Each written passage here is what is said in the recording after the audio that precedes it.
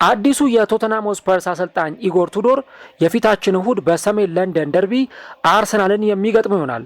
የውጤት ቀውሶ የበረታበት የሰሜን ለንደኑ ክለብ ቶተንሃም ስፐርስ ዋና አሰልጣኙ ቶማስ ፍራንክ ማሰናበቱ ከአንድ ሳምንት በፊት የመገናኛ ብዙሃኑ አጀንዳ ነበር።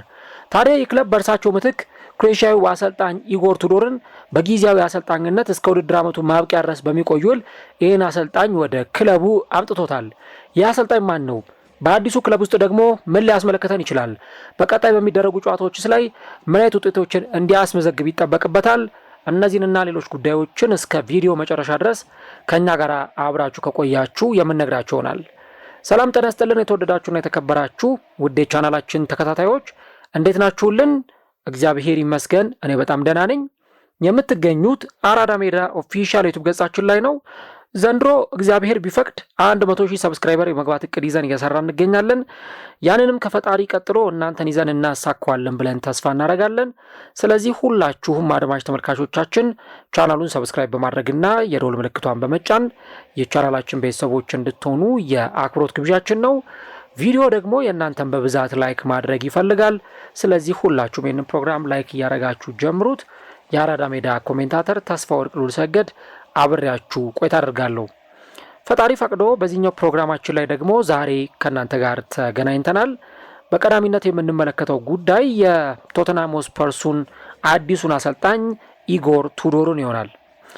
እንግዲህ ቶተንሃም ስፐርስ ከባለፈው ዓመት የቀጠለ በሚመስል መልኩ እጅግ በጣም ደካማ ጊዜን ነው ዘንድሮ ሲያሳልፍ እየተመለከትን የምንገኘው። የክለቡ ውጤት ማጣት በምትመለከቱት ሁኔታ እየቀጠለ ነው የሚገኘው።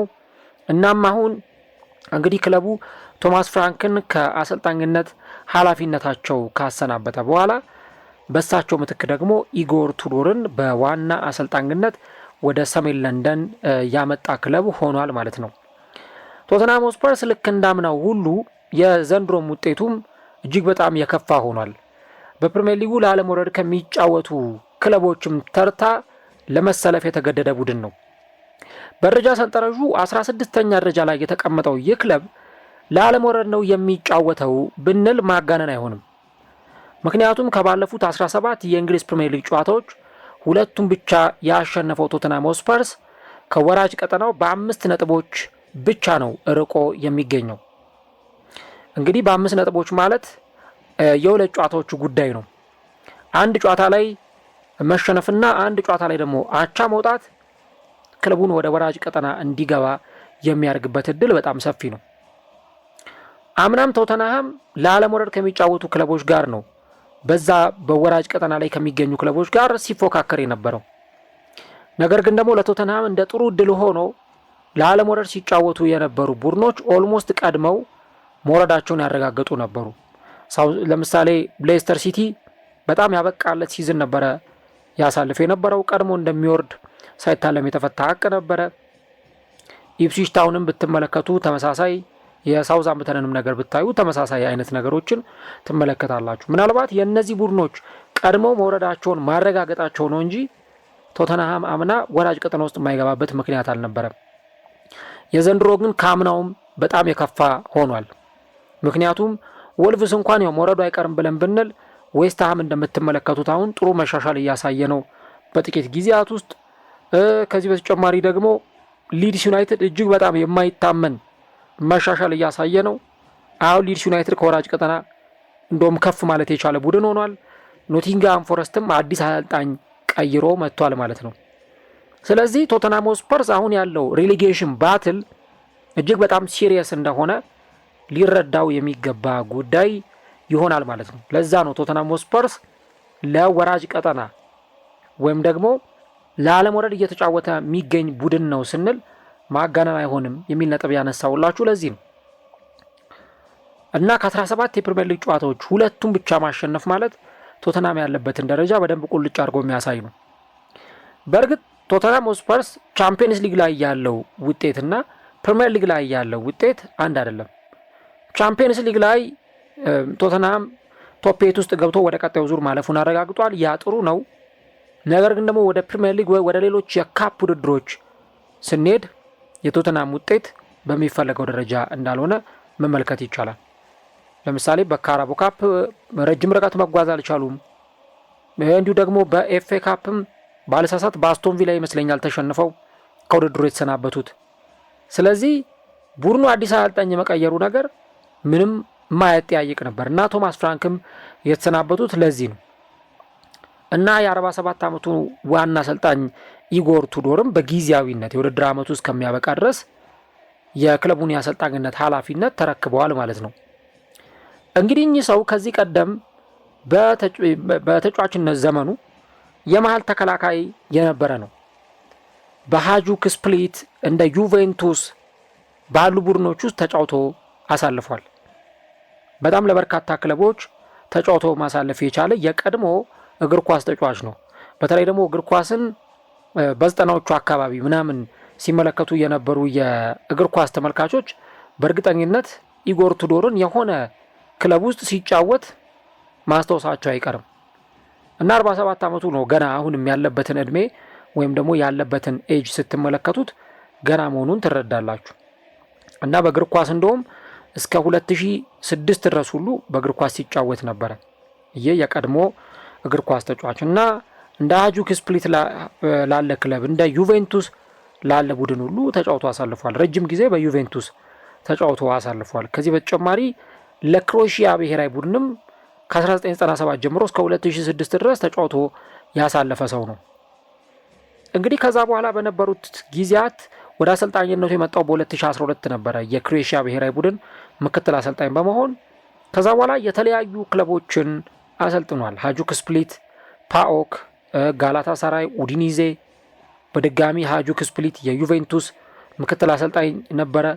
ቀጥሎ ሄላስ ቬሮናን፣ ማርሴ፣ ላትሲዮ፣ በድጋሚ ደግሞ ዩቬንቱስ፣ ከዛ ደግሞ አሁን ቶተንሃም ሆትስፐርስን የማሰልጠን እድል አግኝቷል ማለት ነው እና ቶተንሃም አሁን የሚያስፈልገው አስቸኳይ የውጤት ለውጥ በመሆኑ ምክንያት ነው ይህንን አሰልጣኝ አምጥተዋል የሚሉት በርካቶች ሲናገሩ። በባለፉት የውድድር ዓመታት ላይ በመጋቢቱ ወር በተከታታይ ለዩቬንቱስና ለላትሲዮ ፊርማውን ካኖረ በኋላ በክለቦች ውስጥ የሚታይ ለውጥ እንዳመጣ ይናገራሉ። ጣሊያናዊ የእግር ኳስ ኮሜንታተር ፓትሪክ ኬንድሪክ ከስካይ ስፖርት ጋር በነበረው ቆይታ ይህንን ነገር አስረግጦ ሲናገር ተደምጧል። የእርሱን የአሰልጣኝነት ህይወት መለስ ብለን ከቃኘ ነው ኢጎር ቱዶር በአጭር ጊዜ እቅዶች ውስጥ ለመስራት ደስተኛ ነው። ከዚህም በተጨማሪ ራሱን በእንዲህ አይነት ጫናዎች ውስጥ የሚሰራ የቁርጥ ቀን አሰልጣኝ እንደሆነ ያስባል ሲል ነበረ ፓትሪክ ኬንድሪክ ለስካይ ስፖርት የተናገረው። አንዳንድ አሰልጣኞች አሉ ለረጅም ጊዜ አምናችሁ አትቀጥሯቸውም፣ ነገር ግን የአጭር ጊዜ መፍትሄ ይዘውላችሁ ይመጣሉ። ለዚህ ማሳያው እንግሊዝ ውስጥ ቢግ ሳምን ወይም ደግሞ ሳም አላርዳይዝን ማስታወስ ይቻላል።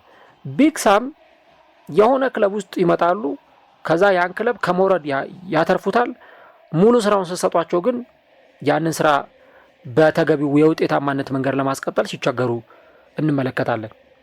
ኢጎር ቱዶርም እንዲህ አይነት ይሄ በቃ ቡድኖች በተጨነቁ ሰዓት ከዛ ጭንቀት ቡድኖችን ለማውጣት የሚሰራ አሰልጣኝ እንደሆነ ይናገራሉ።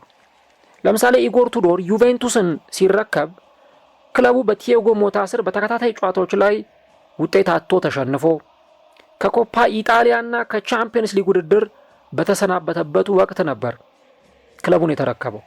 ታዲያ አሰልጣኝ ክለቡን ተረክበው በጣሊያን ሴሪያው 4ኛ ደረጃን ይዞ ዩቬንቱስ እንዲያጠናቀቅና የቻምፒየንስ ሊግ ቦታን እንዲያገኝ ያስቻለው አሰልጣኝ ነው። ካደረጋቸው 11 ጨዋታዎችም የተሸነፈው በአንዱ ብቻ ነበር እና በዩቬንቱስ የሚታይ ለውጥ በማምጣት ዩቬንቱስን ወደ ውጤታማነት ደረጃ አምጥቶት ነበረ እና እነሱም በቃ አይ ጥሩ አሰልጣኝ አግኝተናል ማለት ነው ብለው የ2 ዓመት ኮንትራት ሰጥተውት ፊርማውን አኑሮ ነበረ። ከዛ ግን ቅድም እንደነገርኳችሁ ለጊዜያዊነት ጥሩ አሰልጣኝ ሆኖ ተገኘላቸው። ዋናውን የቋሚነት ስራ ሲሰጡት ግን ጥሩ ውጤት አላስመዘገበም። ከዛ በኋላ ያን ፊርማውን ካኖረ ከ4 ወራት በኋላ ከክለቡ ተሰናብቷል ማለት ነው። በዛው በላትሲዮም በጣሊያኑ ክለብ ተመሳሳይ ነገር ነው የተፈጠረው። ሞሪዚዮ ሳሪ በ6 ጨዋታዎች ለ5ኛ ጊዜ ከተሸነፉ በኋላ ከክለቡ ሲሰናበቱ ይህ ሰው መጋቢት ወር ላይ ነበረ ክለቡን የተረከበው። ከዛ ቀጥሎ ካደረጋቸው 9 ጨዋታዎች 5ቱን አሸነፈና በአንድ ጨዋታ አቻ ተለያየ። ክለቡንም ከ9ኛ ደረጃ ወደ 7ኛ ደረጃ ከፍ እንዲል በማድረግ የዩሮፓ ሊግ ውድድር ላይ የሚሳተፍበትን ውጤት እንዲያገኝ ነበር ያስቻሉ። እናም ኢጎር ቱዶር የአጭር ጊዜ መፍትሄ ለሚፈልጉ ቡድኖች ሁነኛ መፍትሄ ነው የሚባለው ለዚህ ነው። ቶተንሃም ሆትስፐርስም ይህንን አሰልጣኝ የቀጠረበት ዋናው ምክንያት ከገባበት የውጤት ቀውስ አንጻር ጊዜያዊ መፍትሄ ለክለቡ ያመጣል በሚል እሳቤ ነው። እንግዲህ አሁን ኢጎር ቱዶር የሚያሰለጥነው 10ኛ ክለቡን ነው ቶተንሃም ሆትስፐርስ። ቅድም እንዳልኩት እነ ሄላስ ቬሮናን፣ ማርሴይን፣ ጋላታሳራይ እነ ዩቬንቱስን ጨምሮ በርካታ ክለቦችን አሰልጥኗል። እና የእግር ኳስ ኮሜንታተሩ ኬንድሪክ እንደሚናገረውና በአሰልጣኙ የሥራ ዓመታት እንደታየው ከሆነ የአሰልጣኝ በ3 ተከላካይ የሚጫወት ወይም በ3-4-2-1 ፎርሜሽን መጠቀምን የሚያዘወትር ሰው መሆኑን በርካቶች ይናገራሉ። በተለይ እሱ በጣሊያን ሲሰራ በነበረበት ጊዜ የሚያውቁት ሰዎች ማለት ነው። እና ኬንድሪክ ስለ ኢጎር ቱዶር የአጨዋወት ስልት ሲናገር የአሰልጣኙ የጨዋታ ስልት የ3-4-2-1 ፎርሜሽን ነው። በተለይ በሄላስ ቬሮና በነበረበትም ወቅት ይህ አጨዋወት ውጤታማ አድርጎት ነበር። በእግር ኳስ ዘመኑ ትልቁ ስኬታማነቱ ይህ ወቅት ነበር ካለ በኋላ 2 10 ቁጥሮችን ከአንድ ብቸኛ አጥቂ ጋር ሜዳ ላይ ያሰልፋል። የሚያሰለጥነው ቡድን ደግሞ በመከላከሉ ረገድ ጠጣር እንዲሆንለት ይፈልጋል የሚል አስተያየት ነበረ ፓትሪክ ኬንድሪክ የሰጠው። እና ይህ ሰው ሲናገር ኢቭን የእንግሊዝኛ ቋንቋ እንኳን ለአሰልጣኙ አስቸጋሪ ይሆንበታል ብሎ እንደማያስብ ነው የተናገረው። እንግሊዝኛው ጥሩ ነው ሲል ነበረ ስለ አሰልጣኙ የእንግሊዝኛ ቋንቋ ችሎታ አስተያየቱን የሰጠው። ነገር ግን ኢጎር ቱዶር ከታክቲካል ጉዳዮችም ባለፈ የተጫዋቾቹን ስነ ልቦና በመገንባት ረገድ ትልቅ ስራዎችን የሰራ አሰልጣኝ እንደነበር ከዚህ ቀደም በሰራባቸው ክለቦች ማስታወስ ይቻላል። አሁን እንግዲህ በቶተንሃም ሆትስፐርስም የቡድኑን የማሸነፍ ስነ ልቦና ከመገንባት አኳያ ኢጎር ቱዶር ብዙ ስራዎችን መስራት ይጠበቅበታል። ከዚህ ቀደም የአንድሪያ ፒርሎ ምክትል አሰልጣኝ ሆኖ በዩቬንቱስ በሰራበት ወቅት ከዲያን ኩሉሴቭስኪ ጋር አብሮ የመስራት እድል ነበረው። ከዛም ባለፈ ከአንዳንድ ተጫዋቾች ጋር በተለያዩ ጊዜያት አብሮ ሰርቷል። ለምሳሌ ሮድሪጎ ቤንታንኩር፣ ጉግሌልሞ ቪካሪዮ፣ ዴስቲኒ ኦዶጊ እነዚህ ቶተንሃምን የተቀላቀሉ ተጫዋቾች ከጣሊያን ሴሬ ወደ ቶተንሃም የመጡ ስለነበሩ ከአሰልጣኙ ጋር በጥሩ መንገድ ተግባብተው መስራት ይችላሉ ተብሎ ይታመናል። እንግዲህ አሰልጣኙ በቶተንሃም ቤት በ3 ተከላካዮች የመጫወት እቅድ ቢኖረውም በክለብ ውስጥ ያለው ጉዳት ግን ያንን እንዳያደርግ እንቅፋት እንዳይሆንበት ስጋት አለ። ስለዚህ በቶተንሃም ሆትስፐርስ ቆይታው ሌላ የአጨዋወት ስልት ሊጠቀም እንደሚችል ይታመናል። እንደ በርካቶች እምነት ከሆነ ደግሞ ቶተንሃም ኮስተር ያለ መሪ አሰልጣኝ ይፈልጋል። ለዚህ ደግሞ ኢጎር ቱዶር ተመራጩ አሰልጣኝ ነው ሲሉ በርካቶች ይከራከራሉ። እንግዲህ አሁን የአሰልጣኙ ዋና ዓላማ የመልበሻ ክፍሉን መቀየር፣ የመልበሻ ክፍሉን ድባብ መቀየርና ቡድኑን ጨዋታዎችን እያሸነፈ ካለበት ደረጃ ከፍ እንዲል ማድረግ ነው። እንግዲህ በቀጣይ የፕሪሚየር ሊግ ወሳኝ ተጠባቂ ጨዋታዎች፣ የአውሮፓ ቻምፒየንስ ሊግ ወሳኝና ትልልቅ ጨዋታዎች ከፊት ለፊቱ ይጠብቁታል። የአሰልጣኝ የፊታችን እሁድ ደግሞ በሰሜን ለንደን ደርቢ ከሊጉ መሪ አርሰናል ጋር የሚያደርገው ጨዋታ በከፍተኛ ጉጉት ይጠበቃል ማለት ነው። እንግዲህ ቶተንሃም ከባዱን ፈተና የሚጀምረው አርሰናልን በሜዳው በመግጠም ነው። እንግዲህ አርሰናል በጣም 3 ነጥብ በአንገብጋቢ ሁኔታ የሚያስፈልገው ቡድን ነው። 3 ነጥብ ማግኘት ይፈልጋል፣ ውጤት ማግኘት ይፈልጋል። ስለዚህ በእንዲህ አይነት ተጠባቂ የጨዋታ ዕለት ደግሞ እንግዲህ አሰልጣኙ ምን አይነት አቀራረብ ይዞ ሊመጣ ይችላል? እንግሊዝ ውስጥ አላየነውም። ሌሎች ሊጎች ላይ ዩቬንቱስ ወይ እንደነ ማርሴይ፣ ላትሲዮ በመሳሰሉ ክለቦች ውስጥ ሲያሰለጥን ነው የሚታወቀውና አሁን በአዲስ ክለብ ውስጥ ደግሞ ምን አይነት አቅም ይዞ ሊመጣ ይችላል የሚለው የሚጠበቅ ነው። ግን ከዚህ ነገር መረዳት የምንችለው ነገር ምንድን ነው? አሰልጣኙ ለጊዜያዊ መፍትሄ ተብሎ ወደ ቶተንሃም የመጣ አሰልጣኝ ነው። ከዛ በኋላ እንግዲህ ቶተንሃም በቋሚነት እድል ይሰጠዋል አይሰጠውም፣ እሱን አብረን እንመለከተዋለን።